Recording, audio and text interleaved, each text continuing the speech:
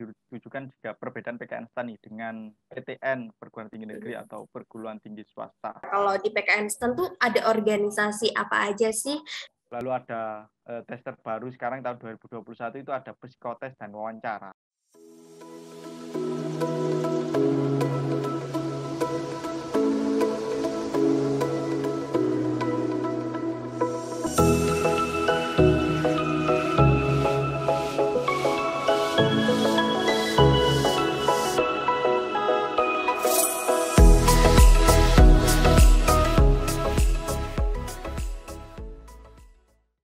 Assalamualaikum warahmatullahi wabarakatuh. Selamat datang di podcast Safari Kampus episode 4. Yeay, seperti biasa kita bakalan ngobrol-ngobrol barengan sama salah satu narasumber yang merupakan mahasiswa aktif dari salah satu perguruan tinggi yang keren-keren gitu ya.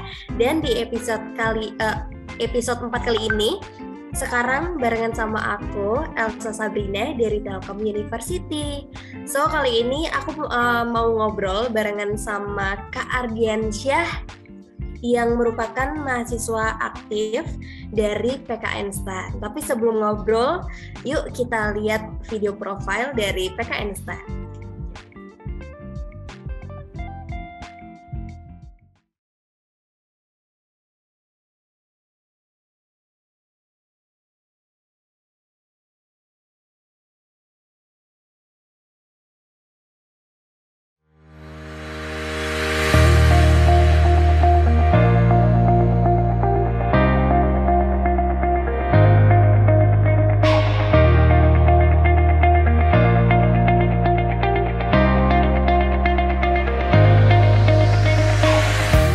Berdiri tahun 1952, Politeknik Keuangan Negara STAN merupakan perguruan tinggi di bawah naungan Kementerian Keuangan Republik Indonesia yang terus bertransformasi untuk membentuk insan abdi masyarakat di bidang pengelolaan keuangan negara.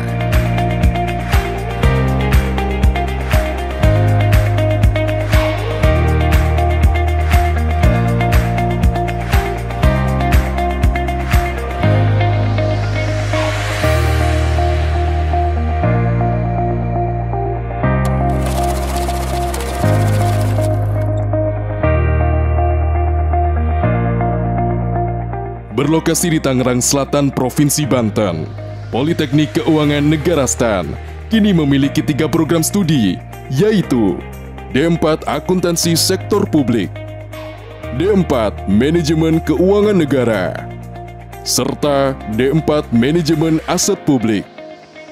Selain itu, telah dicanangkan pula program studi untuk S2 dan S3 terapan, serta pelatihan bagi pegawai Kementerian Keuangan, kementerian lainnya, maupun pemerintah daerah mengenai pengelolaan keuangan negara.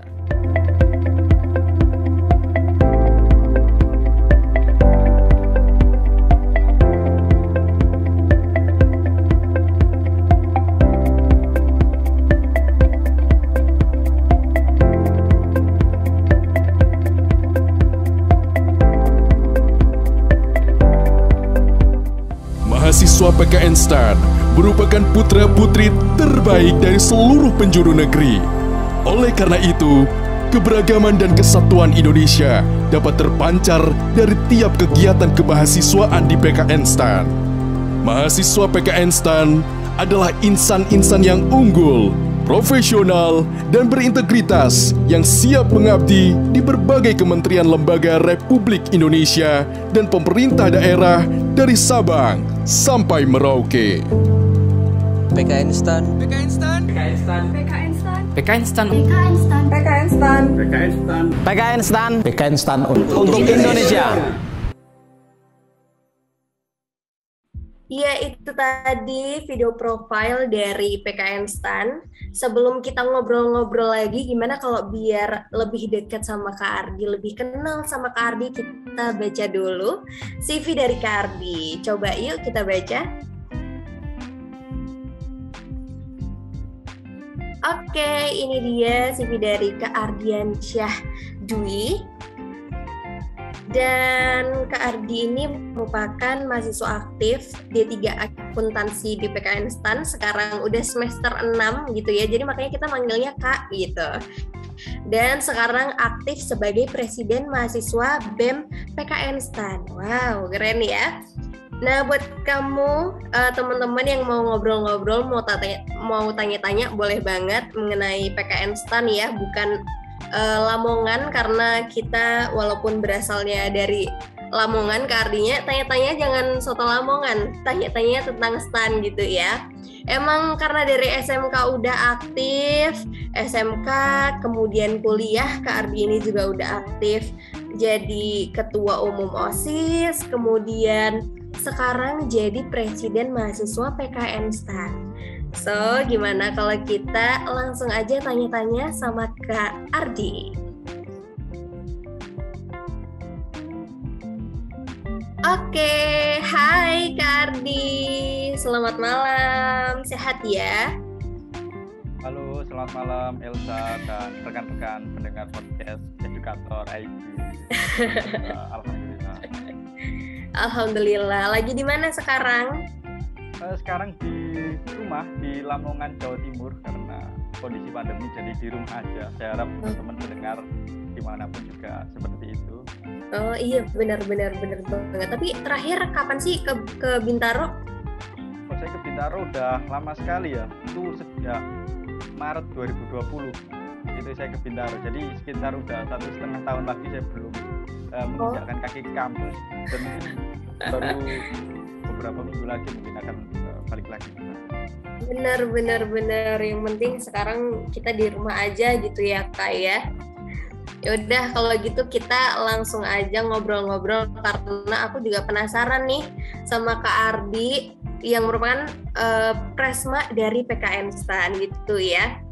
So aku mau tanya pertanyaan pertamaku adalah, zaman sekarang tuh banyak banget anak-anak yang pengen terjun di dunia entertain gitu ya, kayak kuliah-kuliah yang fun gitu. Terus kenapa sih alasan Kak Ardi masuk dan memilih PKN STAN tuh kenapa?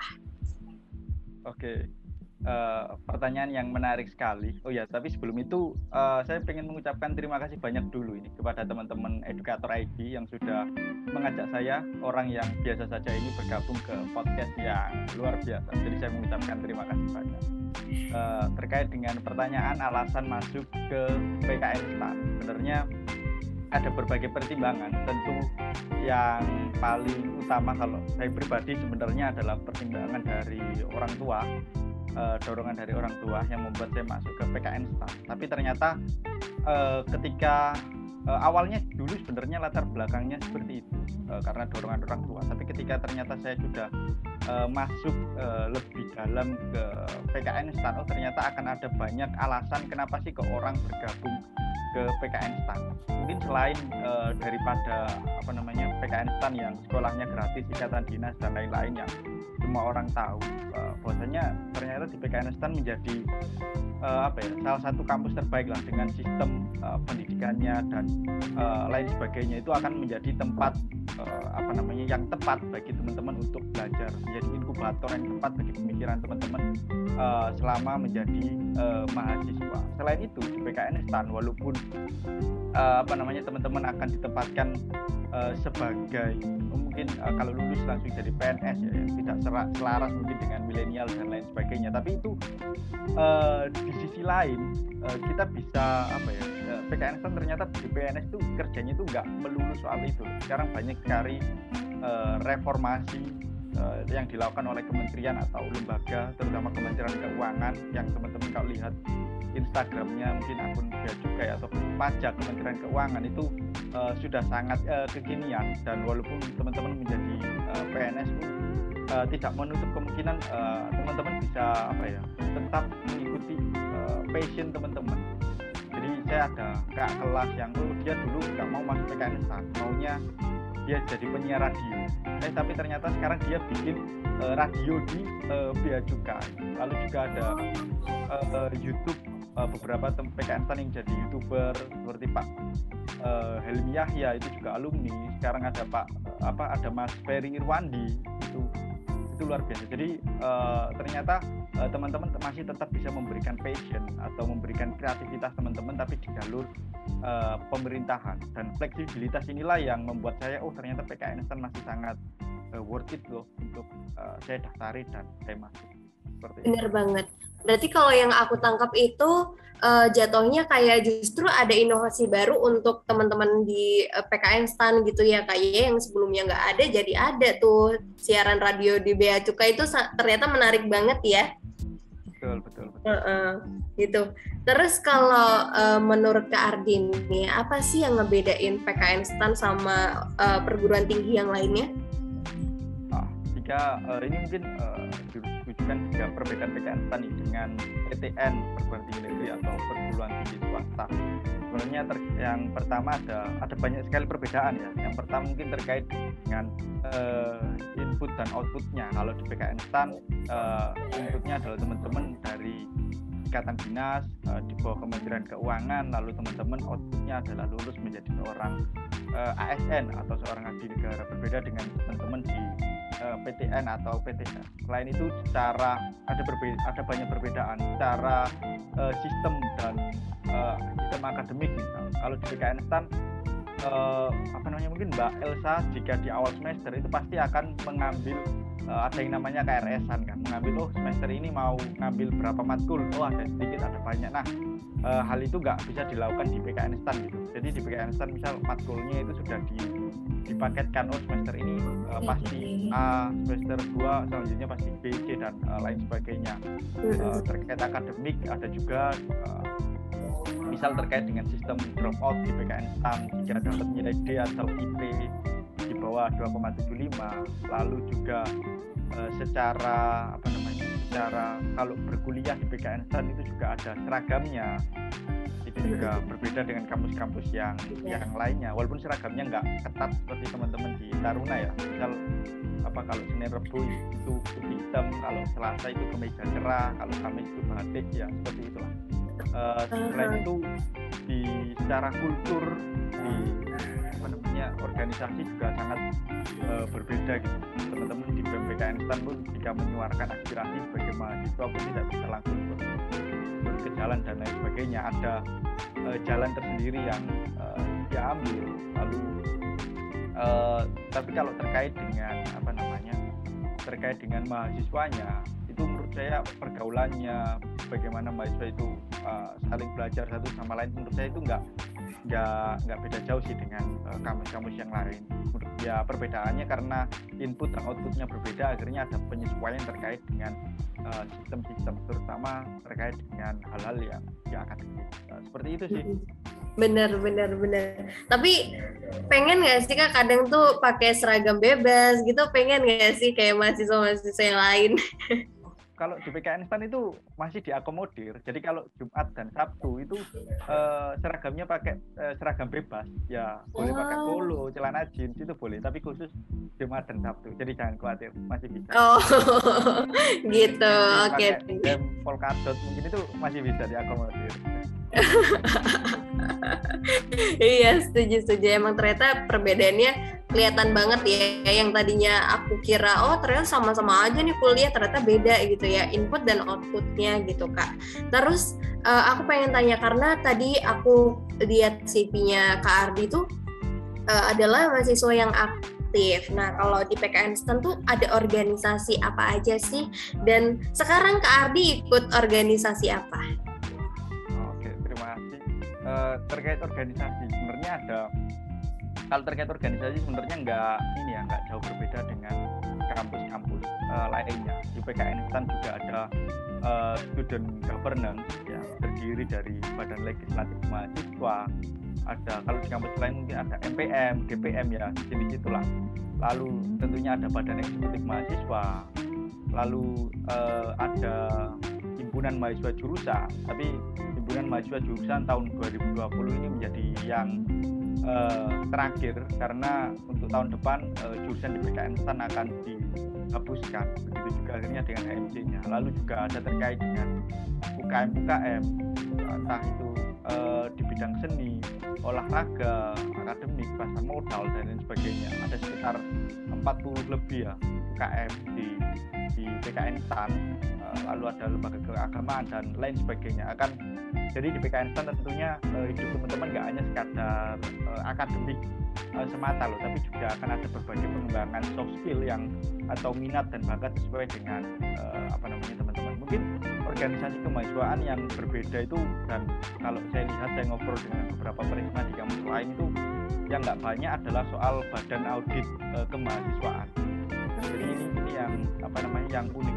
Jadi kalau uniknya di PKN STAN dan salah satunya terkait organisasi mahasiswa yang mungkin Mas Andi apa sih yang kalau ditanya ya dengan bergaul dengan perisma lain, apa yang paling keren atau apa yang paling saya banggakan di organisasi PKN STAN itu terkait dengan sistem keuangannya. Jadi di organisasi mahasiswa itu kita punya ada namanya kalau di perusahaan itu kan punya standar akuntansi keuangan itu dalam PSAK. Lalu di pemerintah itu ada standar akuntansi pemerintah. Nah, sedangkan di PKN itu ada yang namanya SAKM, standar akuntansi keluarga mahasiswa.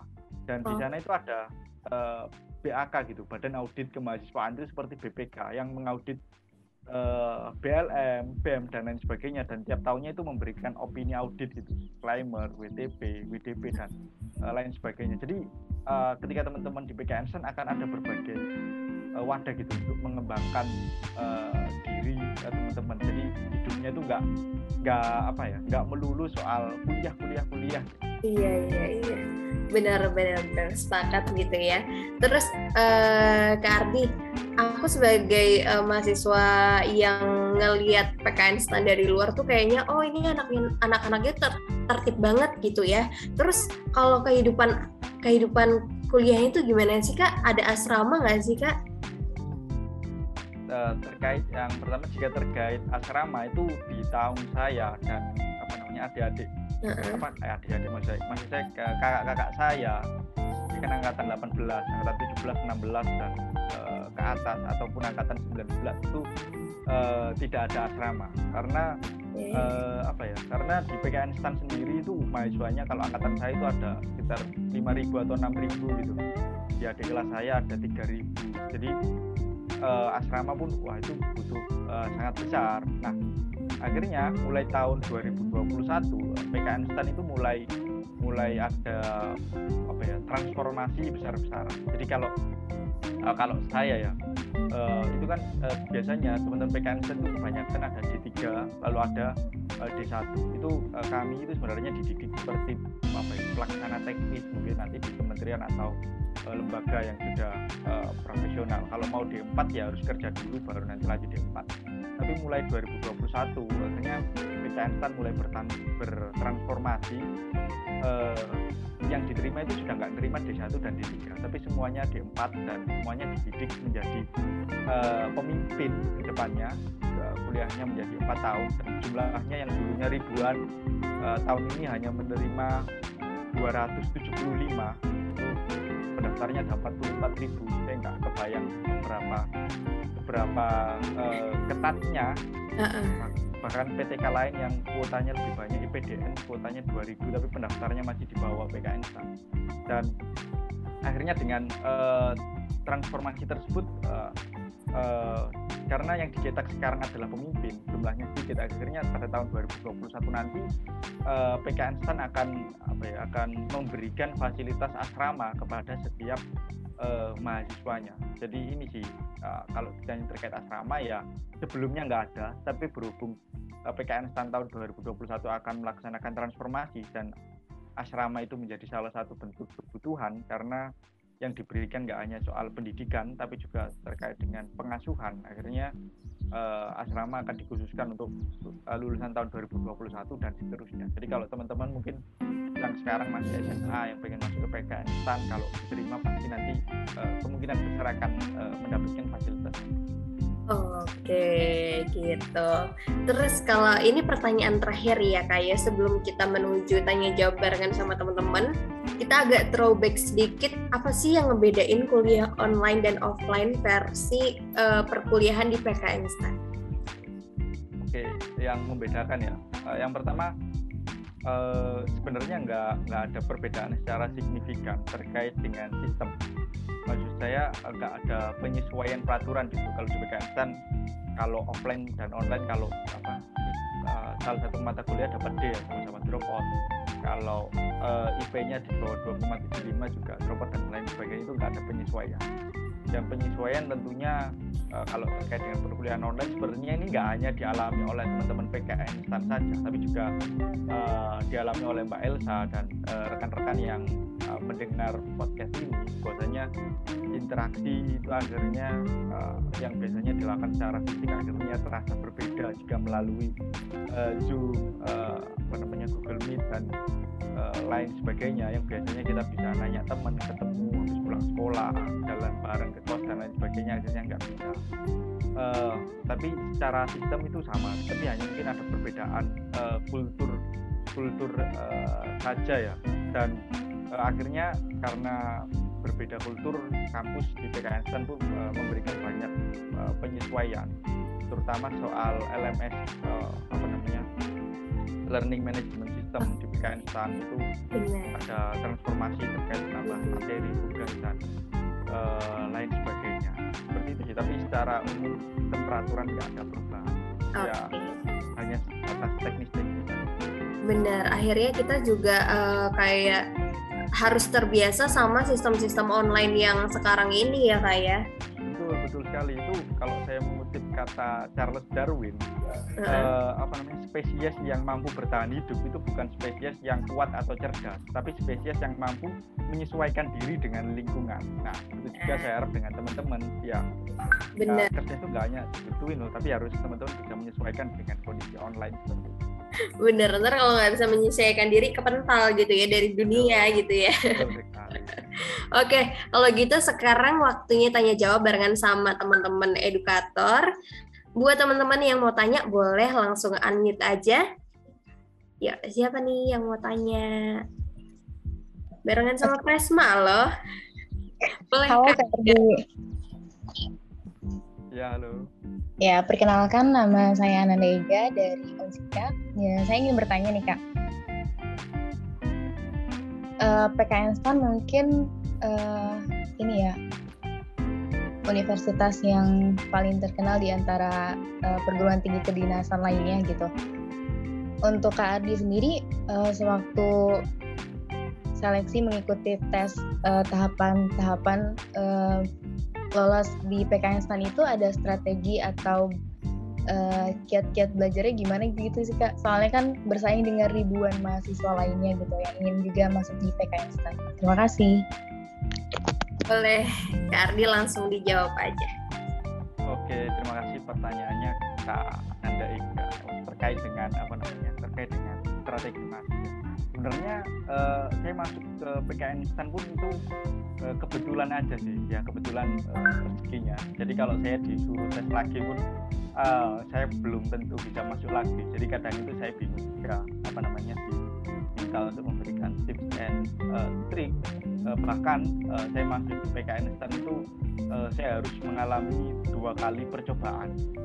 Jadi saya lulusan tahun 2017, lalu pada saat itu saya lolos tes tahap 1, tes tulis itu dari mungkin 150.000 pendaftar menjadi 20.000. Lalu tes tahap 2, tes fisik itu saya tahun 2017 itu saya sakit. Akhirnya karena sakitnya nggak bisa tes fisik secara maksimal, akhirnya saya nggak lolos dan saya kuliah di salah satu PTN di Surabaya dan akhirnya masuk lagi. Dan 2 kali ikut SPMB, pengalaman saya, menurut saya soal yang ada di PKN Instan itu tidak didesain untuk teman-teman yang pintar, tapi didesain untuk teman-teman yang sering berusaha. Karena tipikal soal SPMB PKN Instan itu soalnya itu banyak, sedangkan waktunya itu sedikit. Jadi teman-teman itu harus mampu memetakan, kira-kira soal yang mampu saya kerjakan dengan tepat dan cepat itu yang mana. Jadi sehingga dengan waktu terbatas yang diberikan, teman-teman mampu memperoleh poin yang maksimal. Karena kalau yang pintar kan walaupun dia bisa mengerjakan soal kan kadang butuh waktu yang lama. Tapi kalau teman-teman mampu memetakan soal, ini soal butuh waktu lama nih, lebih baik di skip, teman-teman mengerjakan yang cepat dan lain sebagainya, itu menurut saya lebih oke ya untuk saya yang EQ-nya pas-pasan. Jadi banyak-banyak berlatih, evaluasi terkait dengan strategi belajar itu kan ada banyak sekali ya, dan ada payment dan lain sebagainya, dan setiap orang tentunya memiliki strateginya masing-masing. Tapi kalau menurut saya itu hanya soal kebiasaan aja sih, bagaimana teman-teman mampu memanajemen waktu dengan baik, intinya manajemen waktu. Tapi ini ya sebagai disclaimer juga, untuk SPMB tahun 19 dengan 2021 itu berbeda. Kalau saya dulu itu soalnya itu TPA dan TBI, sedangkan yang yang sekarang itu tes pertama itu menggunakan nilai UTBK.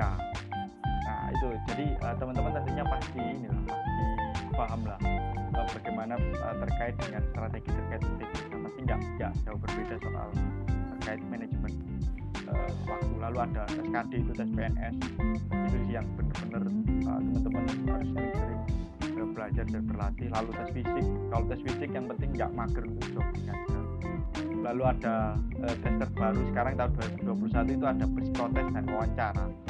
Kalau psikotes dan wawancara saya nggak bisa memberikan komentar karena di tahun saya itu nggak ada ya psikotes dan wawancara. Tapi overall itu sih, jadi manajemen waktu dan strategi memetakan tipe soal. Makasih Kak. Oke, udah terjawab ya Kak Ega ya. Karena ternyata Kak Ardi, kita nggak kerasa hampir 30 menit ngobrol. Sekarang, sedih banget kayaknya kita harus menyudahi obrolan ini. Semoga sih kita bisa ngobrol secara langsung ya kalau udah nggak pandemi ya. So, sebelum kita mengakhiri podcast kali ini, aku mau dong dikasih wejangan atau closing statement versi Kak Ardi, apa nih? Oke, terkait dengan closing statement mungkin bagi pendengar teman-teman yang berminat ini ya, mungkin yang berminat di karena judulnya itu di PKN STAN. Menurut saya, prediksi saya banyak pendengar itu yang dari teman-teman dari SMA. Jadi ini mungkin khusus untuk teman-teman di SMA ya, karena kalau mahasiswa itu saya juga masih mahasiswa, nggak enak kalau ngasih wejangan ke sesama mahasiswa. Jadi teman-teman ini sih, teman-teman harus sadar bahwasanya teman-teman sekarang itu ada di titik krusial hidup teman-teman, di mana teman-teman nanti akan menentukan bagaimana hidup teman-teman ke depannya. Jadi jangan sampai teman-teman itu akan menyesal di kemudian hari karena akan berlihat-lihat, karena di titik inilah teman-teman akan menentukan apakah teman-teman akan kuliah, apakah kerja, atau kalau kuliah itu kuliah di mana, jurusan apa, dan lain sebagainya. Dan untuk mengejar perkuliahan dan lain sebagainya itu bukan hal yang mudah, bukan untuk effort tinggi, apalagi teman-teman punya target di jurusan seperti misal kedokteran dan lain sebagainya. Dan walaupun itu belajar seperti itu, seperti saya dulu atau mungkin kakak-kakak yang ada di sini belajar SBMPTN dan lain sebagainya, itu sangat susah, sangat gak enak. Tapi kalau saya analogikan itu ibaratnya seperti pare dan mie instan. Kalau saya tanyakan pilih mana, pare atau mie instan, pasti teman-teman pilih mie instan. Udah enak, udah murah, instan, masaknya mudah dan lain sebagainya. Kalau pare kan udah gak enak, masaknya susah dan lain sebagainya. Tapi secara jangka panjang tentunya pare akan bisa memberikan banyak manfaat daripada mie instan. Begitu juga dengan teman-teman berusaha dan belajar keras untuk sampai saat ini tuh pasti rasanya itu nggak enak, pahit, lebih enak nongkrong, YouTubean, scroll TikTok dan lain sebagainya itu enak. Tapi teman-teman harus lihat jangka panjang. Belajar malam itu nggak enak, itu pahit, tapi teman-teman akan memperoleh manfaat besar ke depannya.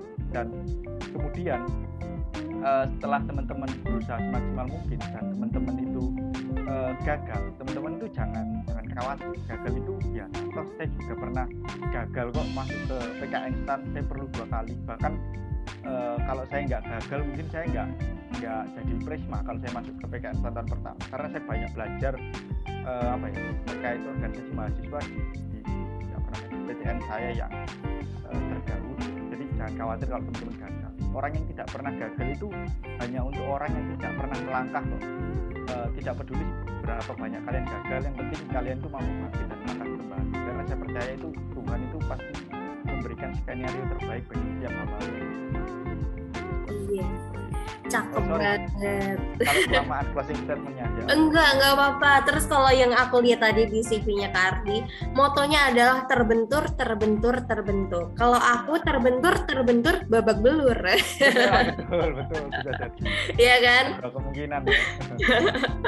Ya udah, karena Kak Ardi udah kasih kita wejangan, gimana kalau kita tim edukator ganti mengasih sertifikat untuk Kak Ardi sebagai narasumber kali ini. Boleh kita persembahkan sertifikat untuk Kak Ardi? Nah, ini dia sertifikat persembahan untuk Kak Ardi sebagai pembicara edukator kali ini. Terima kasih banyak ya Kak Ardi, seru banget hari ini. Aku mengucapkan terima kasih banyak dan maaf kalau ada salah-salah kata, dan semoga ilmu sharing session dari Kak Ardi bermanfaat ya. Ya, amin. Saya terima sertifikatnya. Saya terima kasih ini udah diajak Kak Elsa dan kawan-kawan ngobrol ini luar biasa. Oke, kalau gitu kita tutup podcast kali ini. Terima kasih banyak Kak Ardi sekali lagi. Semoga pandemi segera berlalu biar aku bisa main-main ke PKN Stan atau Lamongan di Jawa Timur. Kak Ardi juga bisa main-main ke Jogja, ke Telkom gitu ya. Terima kasih banyak sekali lagi Kak Ardi. Aku Elsa Sabrina pamit undur diri. Terima kasih udah dengerin podcast episode 4 kali ini. Bye.